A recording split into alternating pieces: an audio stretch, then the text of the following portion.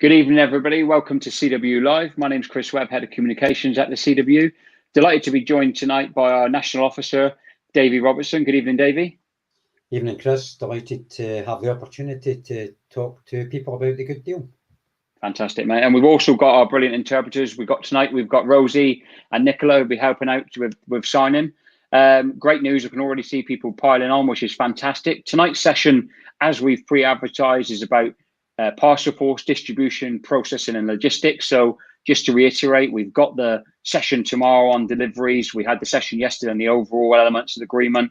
We've got another one on MDEC admin and customer experience. And finally, last but not least, we've got one next week on fleet and engineering. So we really have got a transparent process where you will have every opportunity possible to share your thoughts on the agreement and ask questions of the people like Davie who were there at the coalface negotiating it on your behalf. So without any further ado, our plan isn't as we would normally do to get an introduction from the officer. We believe, that we've been out and we've effectively communicated the agreement. You should have all seen it by now. We've sent an extensive communication to all home addresses, which will arrive at the back end of this week. This session's for you. So we've got 60 minutes for you to ask Davie anything you like, covering Parcelforce, processing, distribution and logistics. I can see people piling in. Let us know where you're watching from. Let us know how long you've been a union member. Let us know that you're behind the CWU. So it's fantastic, as I said, to see you all on. I'm going to come, if I can, Dave, we're going straight in on Parcelforce. I can see the question come up in front of me, so that's handy. It was my first one on my list, which is there have been one or two, not many, but one or two Parcelforce members saying this is an agreement for Royal Mail Group. There aren't any benefits in it for us as Parcelforce members. What would you say to the small minority who might be thinking that? Well, I think, to be honest, they're entirely misreading the situation. I mean, arguably, during the course of these negotiations and the agreement that's been reached, Parcelforce has been absolutely front and centre in those negotiations and in the outcome. I mean, let's not forget the Rico back plan for Parcelforce was to get rid of it, to put it bluntly, was to chuppy our members, our Parcelforce members, into a separate company under the ruse that because that was within group, somehow that wasn't an issue. We now know from subsequent conversations, of course, that the plan was, as we suspected then, to move that company out of group, which wouldn't involve chuppy, would have circumvented the legal contract, and our Parcelforce members would now be effectively out with the scope of many of our agreements and the protections that that they've earned over many years, and probably facing major attacks on their terms and conditions. So the first thing, if you go back to before even this agreement, the July joint statement, where we achieved from Royal Mail Group the commitment that Parcelforce would remain an integral part of Royal Mail Group. We've carried that forth into this agreement now, and we now have, if you read the section on Parcelforce, commitments not just to the brand of Parcelforce, but also to the operation, and also a commitment to invest in that operation. So from a position we were in over 2 years in dispute, but even earlier in this year, where Royal Mail was planning their future without Parcelforce, Parcelforce is back in the game. We're back in a position to negotiate a successful future for Parcelforce, totally within Royal Mail Group, enjoying all of the protections on job security that every other Royal Mail employee enjoys as a result of this agreement, and not to mention with the levels of reward which I have to say would have been unheard of had Parcelforce been separated out and was left to bargain on its own. So, you know, I beg to differ with that view. I think Parcelforce has gained a huge amount from this agreement and will continue to gain a huge amount from this agreement. And that's on the back of the solidarity of Parcelforce members. But moreover, and Terry and Dave spoke about this last night, the solidarity of every single member in Royal Mail Group who stood front and centre with their Parcelforce colleagues and ensured that we were able to, you know, keep Parcelforce well and truly in the fold. And that's what this agreement does. So Parcelforce has been absolutely well catered for in this agreement. And it is a change agreement, but it's a controlled change, it's a mutual interest change, and it does allow us to, well, as I said earlier, we're back in the game in Parcelforce. So everything's gained and nothing's lost in this agreement with regards to Parcelforce, Chris. Thanks, David. I mean, just I mean, give you the chance to add like further layers of context, if you like. I mean, this time last year, you know, we were once again moving to an industrial action ballot, and our Parcelforce members were staring down the barrel of a gun of being chupied out of the company. This really is, you know, for Parcelforce members, this really is a big 180 in terms of a turnaround from the company that the union, as you say rightly, has achieved on the back of the members' support, isn't it? Absolutely. Yeah, let's go back just over a year. Let's go back to, you know, November year before, when Gary Simpson, you know, wrote to every Parcelforce member and said, you will be chupied into another company. We refused to accept that then, and we carried that fight on with the support of our members. So at that point, the business said, even though we'd been through mediation, even though we'd argued strenuously that they shouldn't do it, they said, well, we're doing it anyway. We resisted that. And, you know, the results this year have you know, concluded that victory. And it is a victory for our Parcelforce members. You're not at the risk of, you know, inferior terms and conditions. You're not at the risk of being sold off to a competitor. You're not at the risk of the company saying, we want 100% owner drivers. Your terms and conditions are protected. Your ways of working are protected. Anything that changes is by negotiation, but it's all right at the heart of Royal Mail Group. Even earlier this year, when we had the field officials, including the Parcelforce regional organisers in Liverpool, and Royal Mail presented their vision for parcels in Royal Mail, their vision for the future, that didn't include Parcelforce, because that plan at that time was made based on the fact that Parcelforce would no longer be part of the game. Well, we are. So this is a huge victory for this trade union, and a huge victory for our Parcelforce members who stood up and said no to the company's vision. And because of that solidarity, because of that strength, we've prevailed. And it's difficult to think of you know, a more you know, a stronger victory for the union in recent years than that. We stopped the company doing what it said it would do. Rico Back said to Terry Pullinger and myself in Exeter, you know, at the start of the last dispute, well, you know, we would like you to support it, but actually we're doing it anyway. Well, they haven't done it, and they haven't done it because we said no, because Parcelforce members said no. So this is a huge moment for Parcelforce. Something Parcelforce members should be really proud of, because we are back in the game. There's issues.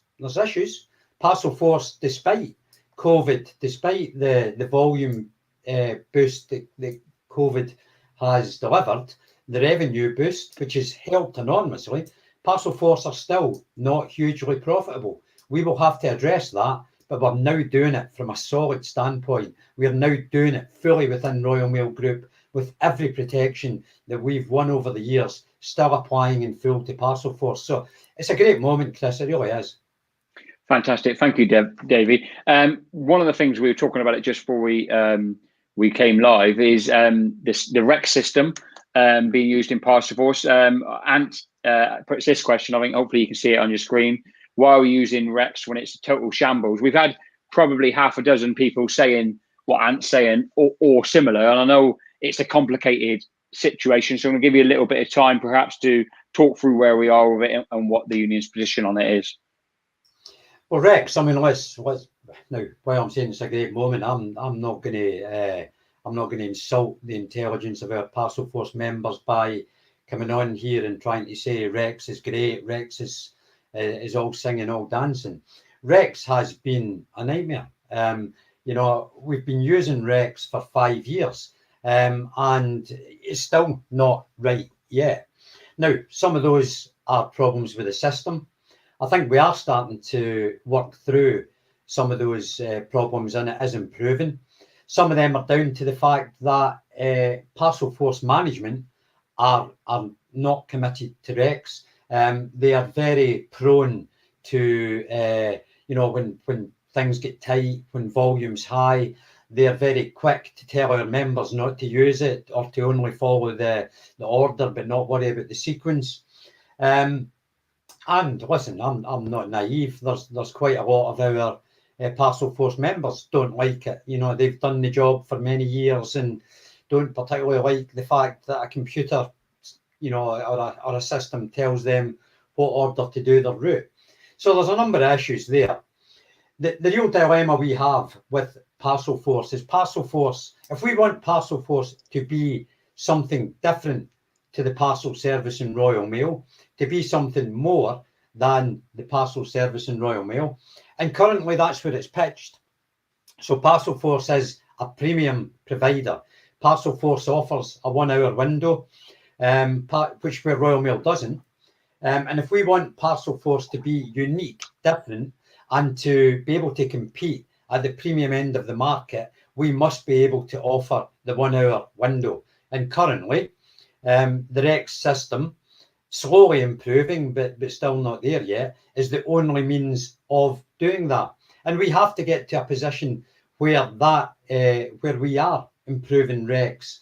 And we do believe that in the coming months, there are some things that will improve Rex moving forward. So because of the dispute, we've been holding planning values in abeyance for over a year. We think they'll assist. We do believe we've got an upgrade, which would be a route balancer, which will stop Rex doing the things that we know people hate. So Rex currently doesn't know what time you finish. So Rex just aligns traffic to a route.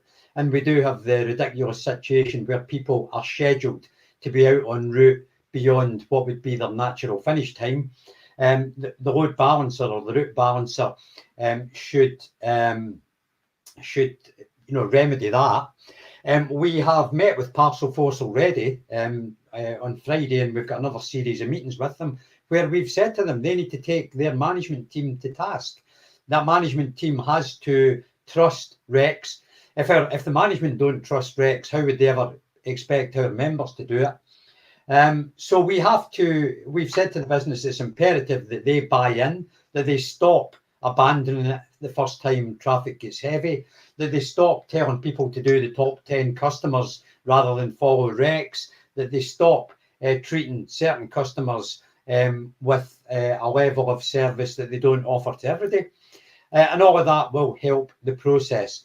So we are working hard on it. And I want to pay testament to, Katrina and people in my department, and indeed regional organisers and reps who've worked tirelessly on Rex. And the job ain't done yet. But if we are going to protect Parcelforce going forward, it has to be able to work at the premium end of the market, and that requires Rex to work. If I had a system, Chris, that was better in Rex that I could pull off a shelf and use instead, trust me, I would, but we don't have one. So we have to persevere and get Rex to work. I have to say the feedback in the last couple of months has been much improved. Rex has been, abysmal for a long period of time, but it is starting to improve. And I think if people stick with us, allow us to embed the latest round of improvements, they will start to see a difference in Rex. But it does take commitment, and that's commitment from everybody, including our members. And I do know, because they tell me, there are quite a lot, we do have people who are just saying, I don't want to use it, so I won't. We ain't going to improve it if that's a prevailing sort of thought. We have to persevere with it. We have to make sure that Parcelforce can do what DPD does, and DPD hit that hour window 98% of the time, every day of the year. Parcelforce ain't there yet, and we have to get it there. Thank you, Davie. I'm going to obviously start to weave between the various functions and the various groups of members that you represent, because we've obviously got a wide variety of people on the call. Over 1,000 of you on with us consistently, so that's fantastic. Keep sharing, keep tagging your colleagues. We want the messages that Davie's getting across tonight to reach as many people as possible. So please help us to do that. Brian's asked this question quite a few times. I've seen it not just live, but he's also been doing it throughout the day on the CWU page. Brian Dearman is saying distribution drivers are being recommended to vote yes for another pad revision. This is giving the green light for more job losses. And I noticed Brian earlier on saying he wasn't going to vote for the deal because the union was signing up to job losses. What would you say to that, David? Well, I think the exact opposite, Brian. I mean, let's reflect on where we were, even at the start of the summer, where we had the business, suggesting that for any deal, and I have to tell you, it weren't a particularly good deal at that time, not one we'd have recommended. The union had to sign up to a job loss figure, and that varied between around 8,000 and 14,000 across Royal Mail Group that they expected the union to sign up to. Well, we didn't. And to be honest, the situation over those months has changed. Now, we could give ourselves a pat in the back and say what great negotiators we are. We could also recognise that there's been a bit of serendipity in that. At the risk of giving the signer a heart attack by using unparliamentary language, the chair used a phrase when we were, Keith Williams, the Royal Mail chair, used a phrase when we were in discussions. So notwithstanding how difficult COVID has been and the problems that's caused for our members, financially, the chair's view was that COVID was like the company being hit up the arse by a rainbow. Because effectively, unexpectedly, shopping habits changed, traffic grew, and volume, and with that, volume and revenue grew. And we're now in a position, and I would say especially in the logistics sphere, the distribution and logistics sphere, where we've got two things at play. One, parcel volumes are up 50% year on year, and the business view now is, although they don't expect growth to continue at that rate, it is plateauing, but so the volume is not dissipating. So parcel volume is up 50% year on year. Some streams like tracked are up almost 100% year on year. But not only that, the size of parcels has got larger as well. So volume's up and volumetric is up. And that means in many regards, we're anticipating the distribution and national network review to be effectively growth reviews. Now, that doesn't mean there won't be a job loss anywhere. It doesn't mean that every site will gain work, but many sites will.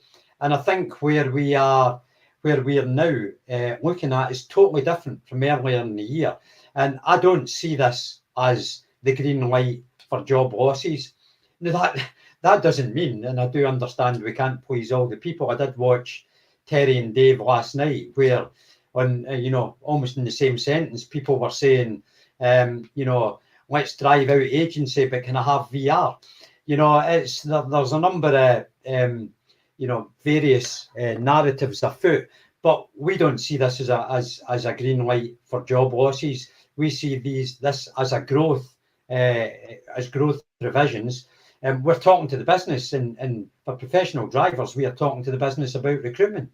We're talking to the business. Shelley Banbury and myself met the business yesterday to talk about how we would deal with a recruitment drive on the back of the revision activity. So I can't give a cast iron guarantee there won't be job losses. And let's be honest, in certain places, some people might welcome an opportunity for VR. But I genuinely believe we're not in the place of mass job losses now in distribution. We are looking probably in a lot of places about growth-based revisions.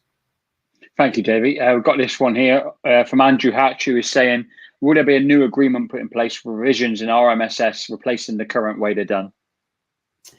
We are looking, and Andrew, good evening to Andrew. You asked the same question when we did the reps briefing during the week, and certainly for our RMSS members, I'm sure they know in your area that you're a fierce advocate of them. And I suppose it's worth saying at this point, Chris, because again, this agreement, probably more than anyone that, in my experience in the last sort of 15, 16 years or whatever it is, I've been dealing at national level. This one was negotiated at the very top of the company. So it was the chair, it was the then CEO who's now moving on. It was the most senior operational managers, and that does mean that the big functions predominate in these discussions. So there was nobody from RMSS in the room, same as there was nobody from, if I talk about the other bits in my remit, there was nobody from revenue protection. But it does mean that some of these elements now need to be worked up with the company. But that doesn't mean that those areas have been forgotten. All of the protections, all of the pay, all of the improvements apply to every single Royal Mail Group member, and covered by the agreement. I suppose the one exception is RMPFMS, but they are all covered. So we are in discussions, Andrew, as I said the other day. We are looking. We've made contact with RMSS, same as we have with Revenue Protection, Royal Mail International, and those discussions are now underway as to what triggers the shorter working week elements of the deal. Yes, we have looked at a revision process in RMSS before, based largely on the Parcelforce methodology for revisions. And RMSS, as you know, Andrew, is very difficult because they're unique. Their workload is very varied. In some degrees, they do parcel deliveries, collections. They also do very bespoke activity for banks and financial institutes. So it's very difficult to have a carte blanche, one size fit all revision process. But certainly that's the discussions we're in, Andrew, and we are looking to get that nailed down very quickly so that we can give our RMSS members some clarity on what's coming next for them.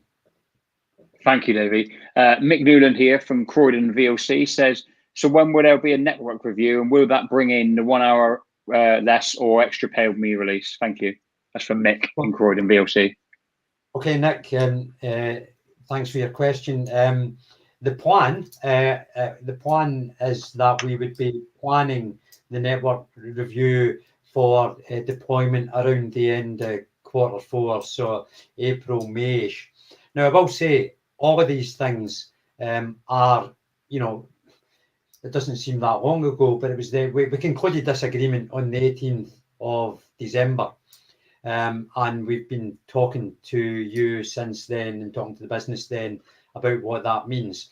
Now, on the 18th of December, we were in national lockdown again, although we probably were in the 19th when Boris cancelled Christmas.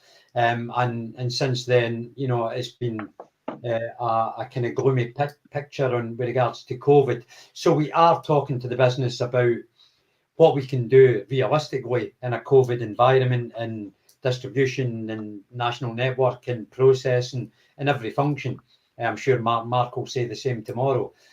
So the plan is still for a deployment around that time scale, but we are recognising that because of the COVID lockdown, there may be, or there's a possibility, there could be some slippage on that.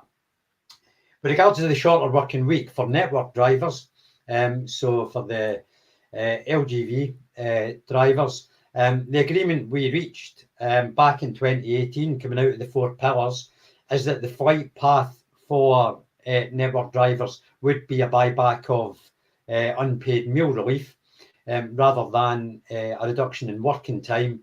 and that would still be the view at this point. So that'd still be what we're pursuing, which I think was widely welcomed by our LGV members at that time, and I see no reason to change course now. For MGV drivers, of course, we took the time before, and we'll take the time again. Thank you, Davie. We've got quite a few members asking, actually, in various different functions, about the element of the agreement that commits to us and obviously the company reducing the use of agency workers. I mean, obviously, you know, that might be across various functions in some cases. How are we seeing that actually happening in practice if and when the agreement is endorsed? Well, yeah, I mean, absolutely. I mean, we absolutely respect the democratic right of our members. So the ballot papers are out, which I'm sure we'll talk about towards the end. But when, if and when when the agreement is endorsed, then we do see this as an active piece of work. So look, we want to do more than words this time, because Chris, we've had good words before. The 4 pillars spoke about reducing the amount of agency.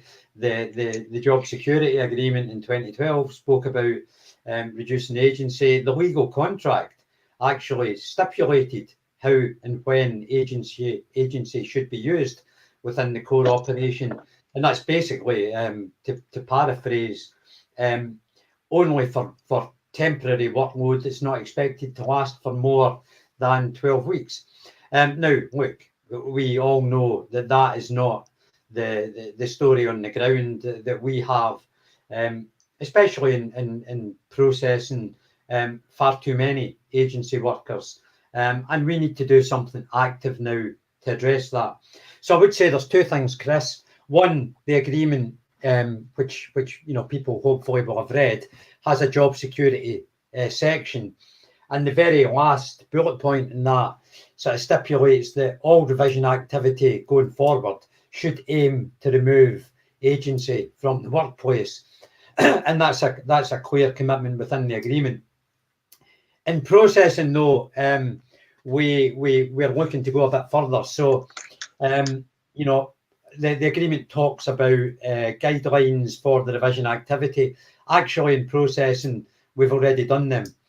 So we negotiated a sort of framework document, which originally was done round about August last year. And on the basis at that time, people will recall that the business had promised a pay deal before the end of July. That was meant to be for immediate revision activity we could do, you know, before autumn pressure, to try and give some quick wins to realign traffic during COVID, or realign resource during COVID, and look for some quick mutual interest wins. Now, you know, fate played a different hand, for want of a better word, and that activity didn't happen because the business at the time didn't come across with what we viewed as an acceptable pay offer.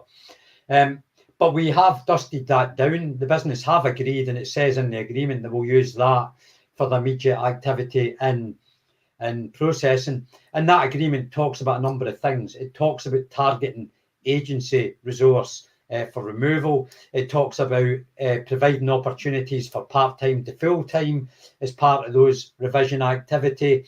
And it talks about doing that in a COVID environment. Now, we're meeting the business tomorrow, and I would hope that after tomorrow, once we've just clarified that we're ready to put that out, we will look to circulate that document, you know, to our processing members, processing reps, so that they're aware of what's in it. And that will be the blueprint for the revision activity, which will be absolutely look to target agency resource, or reduce the reliance on agency as part of that.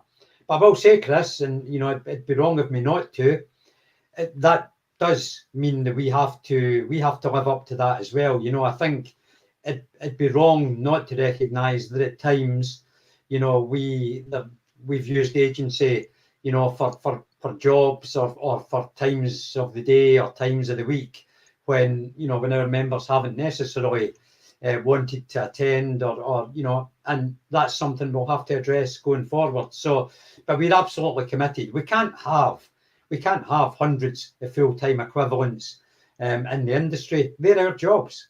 If the work's there, that is our work. We should be resourcing against that with hopefully full-time CW graded, fully employed employees. And that's where we want to get to. We have to move the business away from this short-term agency-based resourcing model. It's not in line with agreements. It's not in line with the legal contract. It has to stop.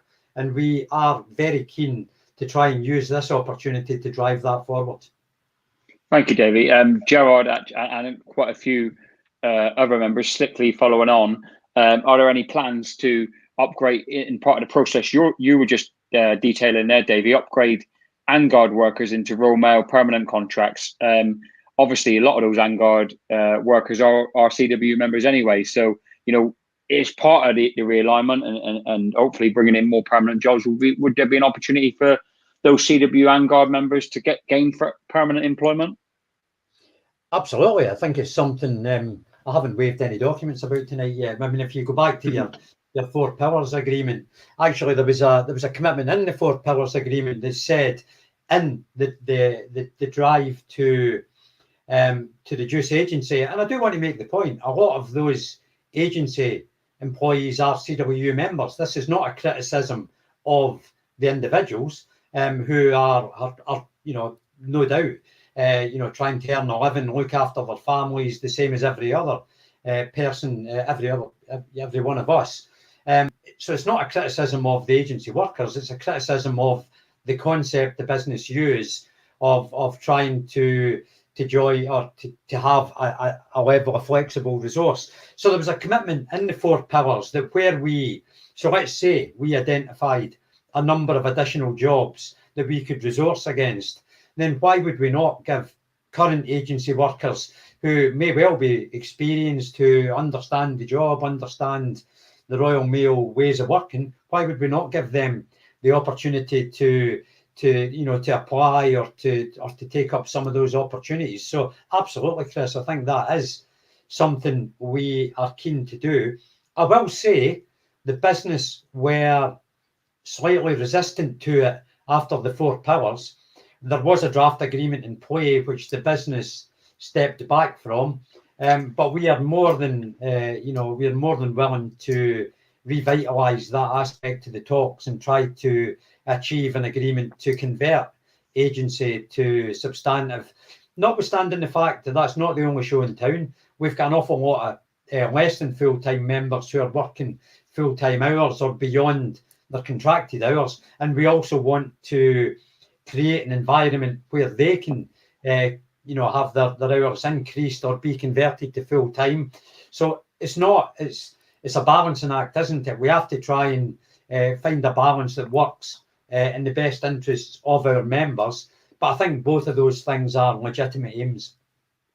Thank you, Davie. A question here from Paul, who says, how will we reckon in the growth of parcels in the revisions when the business will use lockdown as a reason for growth? Well, I think the issue would be, I think that was Paul. Was that Paul Taylor? I saw his name. Yeah, put it back up here. Sorry, buddy. Asking Paul. Evening, Paul. I think that there's the narrative on this has changed over the last 6-8 months. So when we went into lockdown in March, the business were very strongly saying this is a blip. This is purely because of lockdown. The shops are closed, so people are shopping online. It'll all go back to normal in a couple of months. Well, it didn't. We had Christmas volumes in April. We had Christmas volumes in July. We then had, Christmas plus volumes the rest of the year. And I have to say the narrative from the business has changed. So where it was a short-term blip, there now seems to be a view that while there will be elements of the work that will go, that will dissipate, there does seem to be a view now, probably because of the length of time, that actually shopping habits are changing. you know, so maybe people, there's always been people who were very, you know, very regular online shoppers, but there was also a large section of the population who didn't, who preferred to go, you know, go out and buy from retail, and have maybe, you know, dipped their toe into online shopping for the first time. Well, the business commercial forecasts now seem to be indicating that a lot of that traffic is now going to stay. These habits won't revert back the way, that there will be a level of, you know, or a depth of online shopping that's here to stay. So I don't think we're going to drop back down to the volumes that we were at before, Paul. I think that the business is now forecasting that, as I said earlier, a lot of these volumes will now plateau. They're not expecting volume to grow by another 50% in the next year, but equally they're not expecting it to drop 40%. They're expecting it to remain fairly high. So I think the growth is here now, and the onward growth is still from this new base, you know, for an increase year on year. So I think the narrative has changed. I think that a lot of the growth will remain, and I think we will have to get used to dealing with these kind of levels of parcel volumes. Now, hopefully, of course, what we do get to the end of is COVID, and the risk that COVID brings, and the difficulties that COVID brings to the operation and to our members. I sincerely hope that dissipates, hopefully on the back of the vaccination plan, that dissipates very quickly. But I do believe that the growth in parcels is a reality and is probably going to be more long-term than the business was indicating at the start of the COVID crisis. Thank you, Davie. There's a guy, I'm trying to find some relevant stuff to show you, but it's difficult. There's a guy called Bob in the chat. This is a story you're going to have to listen to. Now, there's a guy called Bob who is constantly commenting here, and I can see now in front of me the chat. Bob has gone from being a member of the union in this chat to not a member of the union to Bob suspended his membership, but is now, just to say to you, Bob, if you suspended your membership, mate, you are not a member of the union at this point. But we would really would welcome you back into the fold, I'm sure.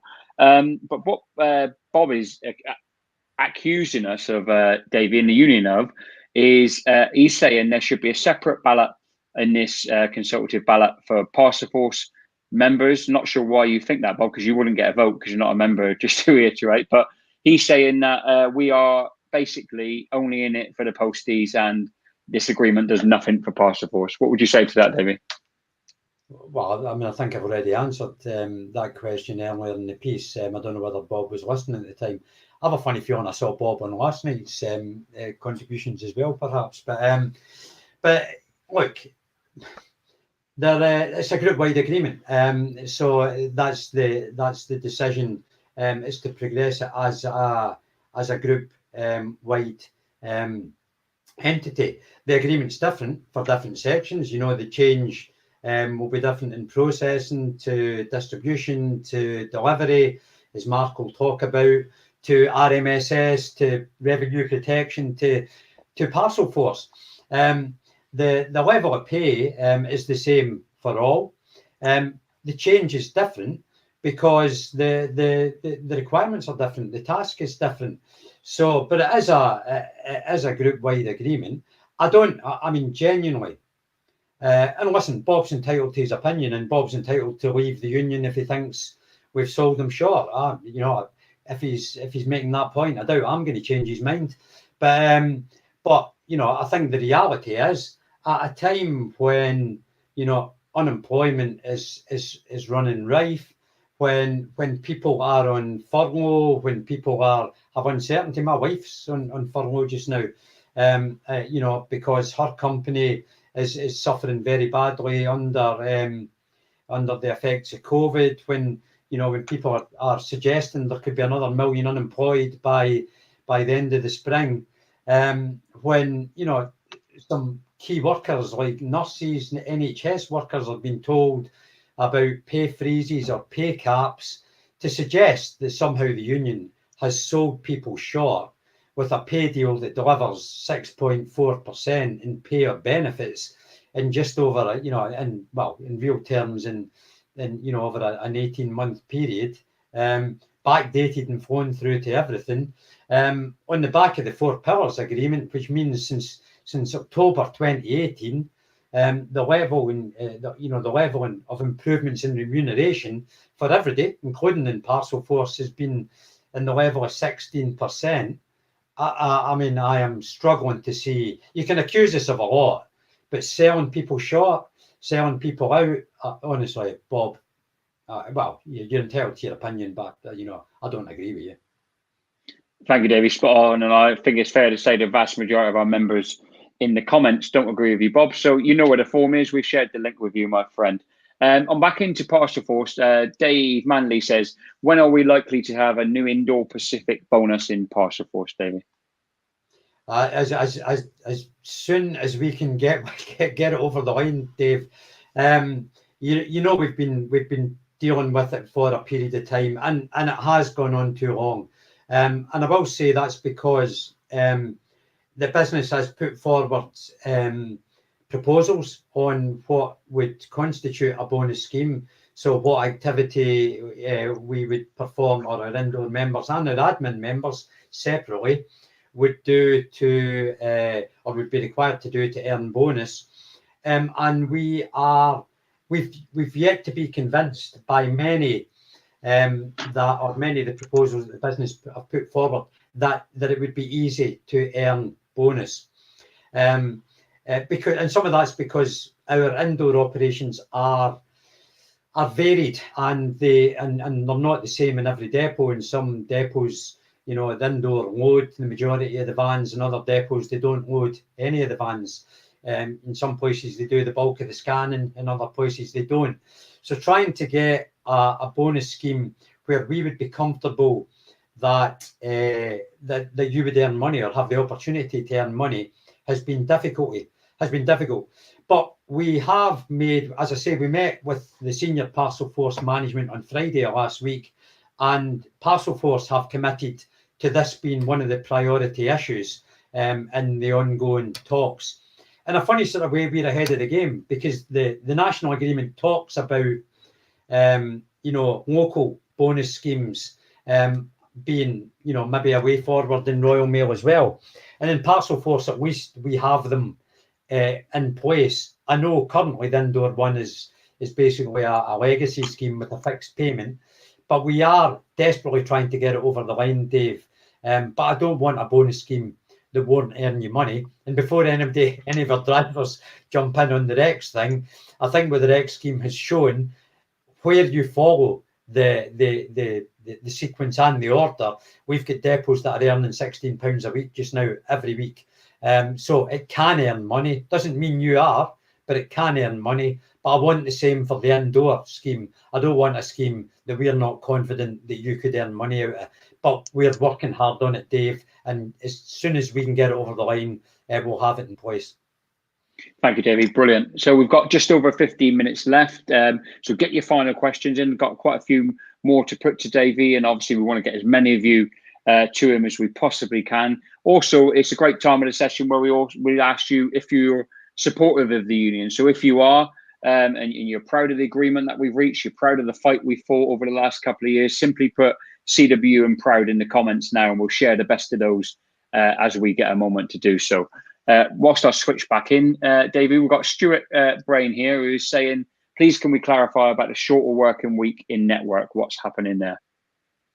I think I covered it off, Stuart, but just very quickly, the shorter working week would be linked to the network review, and the agreement that I made with you and McMurdo, if you remember back in August 2018, said that the flight path for our LGV drivers, our network professional drivers, would be a staged buyback of unpaid meal relief. So effectively, which is why the agreement says shorter working week or equivalent benefit, because that clearly is an equivalent benefit. So that would be the intention. network review triggers the benefit, and the benefit would be the buyback of the second hour of unpaid meal relief for network drivers. For MGV drivers, as I said earlier, in distribution, it would be a further reduction in working time. Thank you. We've got quite a few more questions for you, Dave. I'm going to try and flick through some of them so we get different mix of people in. So Julie is saying, will the air network still be an important part of Royal Mail going forward? Absolutely. You know, and you know, I think again, where we were a number of well, during the Four Pillars talks, you know, when the business was talking about closing air hubs, again, we've stabilised the situation with regards to the air network. And actually, in recent months, recent weeks, the air network has absolutely come to the fore with regards to the test kit operation, because, you know, as many of you will be aware, one of the key government testing labs is in Belfast, and we, because of the time imperatives involved with the test kit operation, we can't stick them on a boat, so they have to fly. So actually, the worth of the air network has absolutely been proved because of the COVID virus. Now, that's not to say that the business don't want to look at the air network, and the business believe that they fly a lot of items that they could potentially move by road, and obviously flying items is expensive. But, you know, we are committed to protecting the air network, you know, for as long and as strongly as we possibly can, and we believe it has a vital role within the overall pipeline. So yeah, I do believe it still has a future, and I do believe it's a future worth fighting for. Thanks, Davey. John Thompson, question here from him, and he also asked, John, you also asked earlier on if we could produce these sessions that the office is doing as podcasts, so people can digest the information in different ways. And yes, we certainly can, mate. At the end of the week, we'll release them all as a series of podcasts, and members can listen. If it wasn't seeing us wasn't enough, you can listen to us as well at your own leisure. But John has asked Davey, he said, actually, people, and quite a few people have said this as well, people have issues with the clocking in, clocking out. Can you possibly put members at ease with this? Well, I think Terry and Dave sort of touched a bit on this last night, because, and look, I understand why people would be concerned, not least because at various times during the you know, the years where the business has been proposing this, and in many times along that journey, in ways that we would have found and did find totally unacceptable, we have been saying, you know, we wouldn't accept you know, elements of this technology. We wouldn't support elements of this technology. And I think the thing to say here is, what is in this agreement is not what the business was proposing 5 years ago or even 2 years ago. And if you remember on the clocking in and out, or AHDC as it was called at the time, I don't know why they've now opted for this not very catchy scan in, scan out moniker, but you know, at one point they had fitted sensors to every piece of equipment, every door, every lampshade, every sort frame in Greenford Mail Centre. And what they wanted to do at that time was track you through the working day. So not just are you in work or not in work, they wanted to be able to say, well, you know, John was at the sort frame for 5 minutes there, then he walked away, and then he went over here, and then, I don't know, he disappeared for a while. We'll need to question him on that. We've gone from that position to one where effectively now, and I know the business don't like me using this, you know, phraseology, but to me, it always seems to be the most expensive sign in and out sheet in the world. And in a mail centre environment, it wouldn't even do that. All it will say is you're on the work floor or you're not. It won't say how hard you're working. It won't say you won't tell them what you're doing. It'll just say you are in the building or you're not in the building.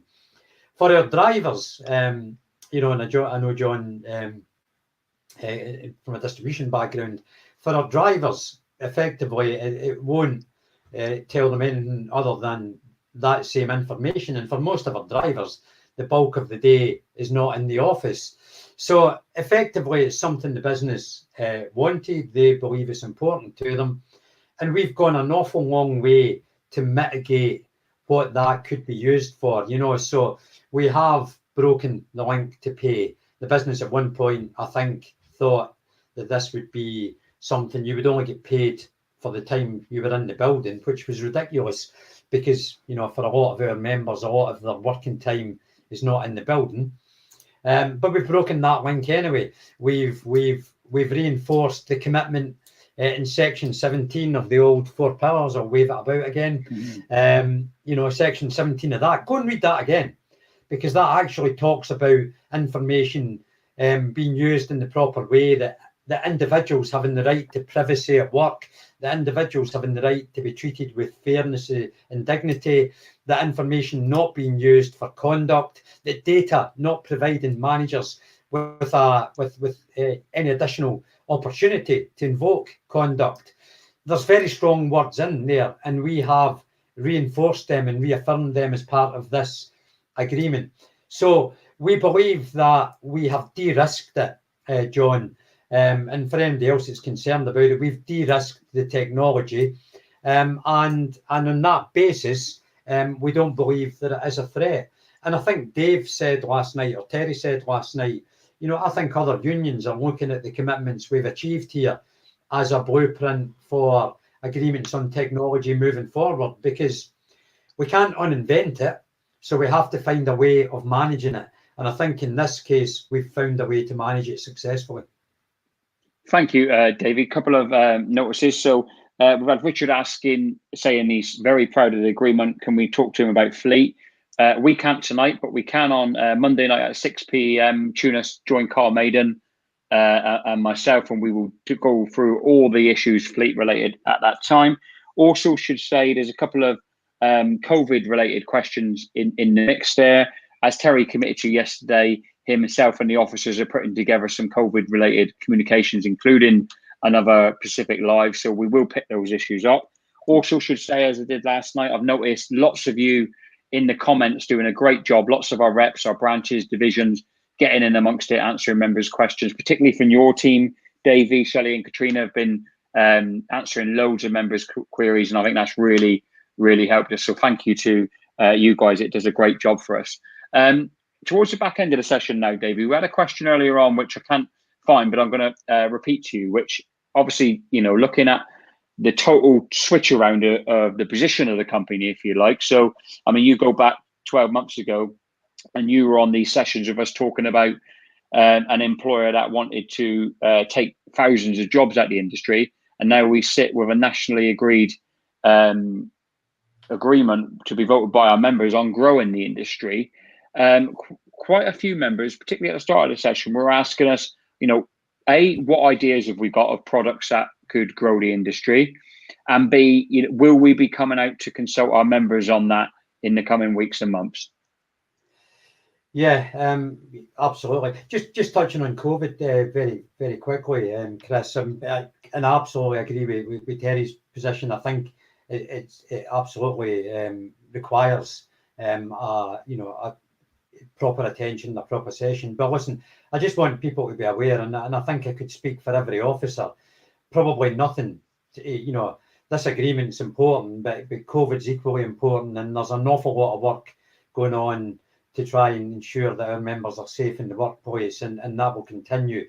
That doesn't take a back seat to anything. Even tonight, in Parcelforce, Tony Booch made me aware of an outbreak in Plymouth, which we're speaking to the business about. So COVID is extremely important, and we don't forget it for a minute. On the products and services, I mean, I think that's the big turnaround, and a chance to wave something else about. It's not even 2 years ago. That's a document that 2 months ago, 3 months ago, the business was sliding across the table and basically saying, that's how we see our relationship with the CWU going forward. And that is not a relationship that we were willing to sign up to. It was basically, they tell us what's happening, when it's happening, to who it's happening, and we just say, okay. It was basically a derecognition document. The turnaround that's been achieved is is monumental, and it does give us an opportunity. And actually, and we believe, and this has been something that goes back to Agenda for Growth, in the growth forums that came out of that agreement, through 4 pillars, and what we tried to do there. We absolutely believe that the experts in the operation are the people who perform that operation day in, day out. You do understand it better than anybody else, and you do have good ideas. So in Parcelforce, we use a forum called Table of Success, which is an idea generation sort of forum. And in Royal Mail, I don't think we want to replicate that per se, but ensuring that we capture the best ideas from the field, and bring them forward and develop them to the point where they could be deployed is something that we absolutely want to champion. So absolutely, we want people's views. We want to capture that expertise, and we want to look at local initiatives. Not everything can't be top down. Everything can't be nationally driven. There could be a good idea that works locally, that generates revenue, that generates workload, that might work in a particular geography and nowhere else. Well, that ain't a reason not to do it if it's profitable. So we want to develop all of these things, Chris, and that's where the elements of the agreement that talk about that, we're very keen to move them forward. Thank you, David. Last question from the members, only because I've spotted this one and it's been asked 3 times by Graham, and I haven't had a chance to get to it yet. I'm going to put it up for you. So Graham Strange is saying, is distribution playing catch up with last year's PAD revision first, then expected to have another revision later this year to get the hour reduction? No, we're doing one there. If you read the agreement, what the agreement talks about as an agreement, well, as a revision now, which effectively would be the 2021 revision, and then there would be another one next year, and then it would be into the sort of period of annual revisions. So we were very keen. I will say in distribution, at one point, even very late in the discussions, the business was wanting 4 revisions a year, believe it or not. How you manage that, I have no idea, and it's not something I would have been willing to sign up to. No, we are at an annual revision, one now and one a year from now, and then periodically a year out from that point. The fact that we didn't have one last year in most places ain't a reason for doing 2. The business have argued that at times. Oh, we haven't done one for 18 months, so we need to do 3. No, you don't. You just need to do one good one. And based on new planning. So we won't be doing revisions on last year's planning. It's new planning for a new revision this year, and the next one will be the following year. Thank you, Davie. Spot on, crystal clear to me, and I'm sure Graham and everyone else. What I'm going to do now, Davie, is obviously give the members a chance to get in there, not questions, but final comments. You can do that on screen now, and we'll share the best of them up as we finish the session. But more importantly, Davie, I'm going to give, you've answered lots of questions tonight, and I'll give you now the chance to send out a final message and final thoughts to members ahead of the ballot papers landing. Of course, they're dispatched on the 18th of January with a ballot closing on the 3rd of February. So a final message from you, Davie? Yeah, thanks, Chris. And as always with these events, the hour just flies by.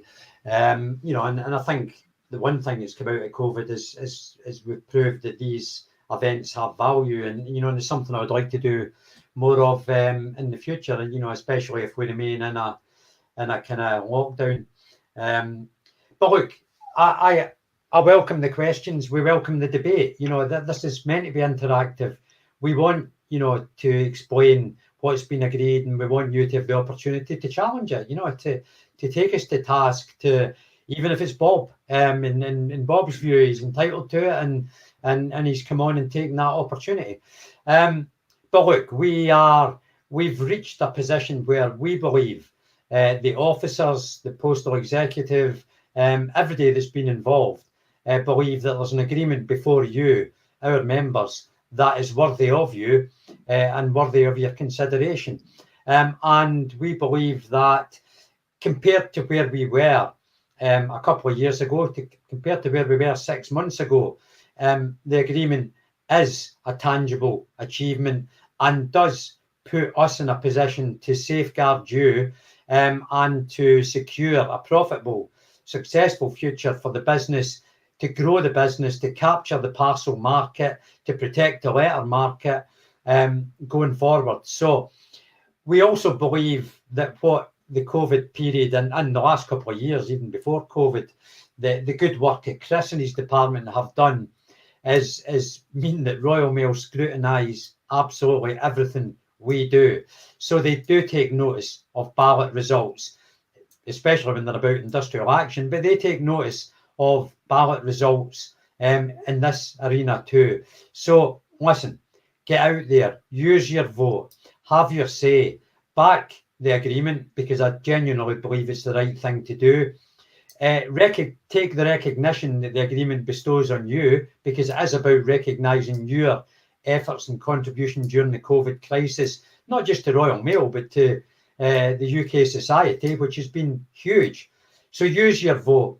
Vote yes, and let's get a huge turnout, because every time we return a big response, a huge turnout, then Royal Mail know that whether it's good or it's bad, whether we're going to war or whether we're negotiating the peace, that we talk for you, our members. And the best way to do that is to participate in the ballot, use your democratic right, back the union, back the deal. Let's return a huge yes vote, and then let's get to work and deliver this agreement, deliver the benefits within it, and deliver a bright future for the company, but more especially for you, our CWU members. So thanks, Chris. Thank you, David. That's fantastic. And thank you to the members as well for your kind words and comments. We really do appreciate them. And we also appreciate all the challenge as well, and the harsher questions and the harsher criticisms, because, that's what being part of a great union like ours is all about. So another great session in the bank, everyone, following on yesterday's one. Please, thank you all for joining us. We want to thank Davie, obviously, for giving up his time. He came on, didn't have any idea what was going to be asked tonight, and handled all of your questions expertly, I thought, and I'm sure you agree with that. We also want to thank Nicola and Rosie, our signers, who have done a great job. We were laughing before about the challenge of a Glaswegian and a Southwestern accent would bring to them, but they've stood up to it admirably. So well done to both of you guys. And just a final plug, really, we're back again tomorrow night at 6 o'clock with Mark Folkes to talk all things delivery related. So hopefully you're not sick of us and you'll come and join us on that session too. But from Davie and myself, good night and thank you to everyone.